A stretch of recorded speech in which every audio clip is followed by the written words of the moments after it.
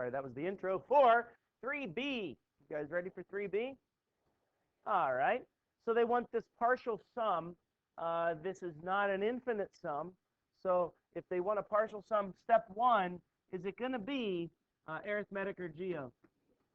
How do you know?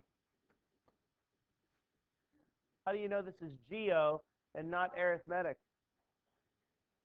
The sign changes. It can't flip-flop like that unless it's that weird thing with the -1 to the n. But this is geometric. It's being multiplied by what each time?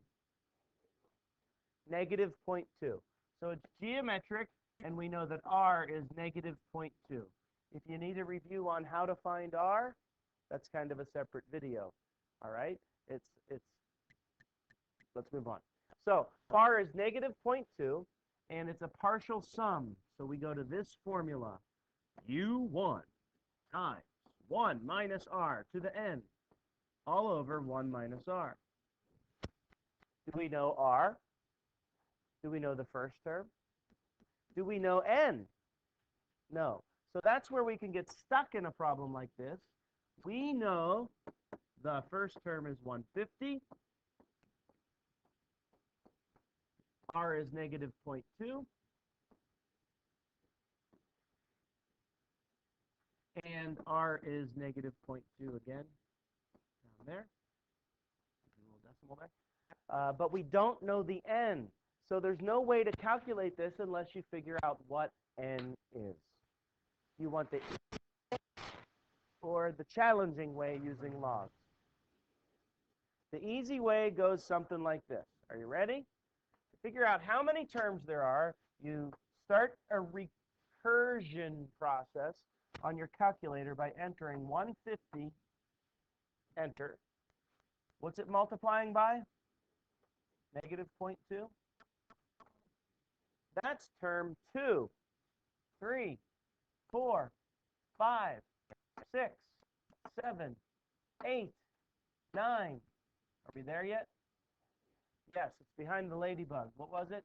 0.000384. That's what we were looking for. It's in scientific notation. What term number was it? 9.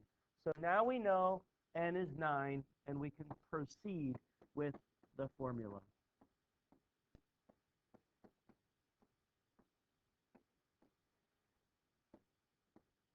On the bottom, you have 1.2.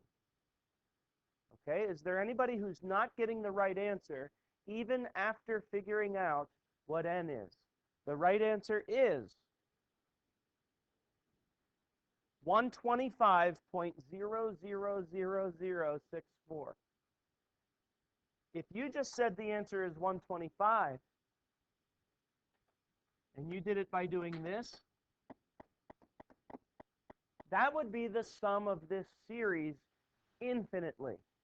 All right? If you simply did the first term over 1 minus -0.2,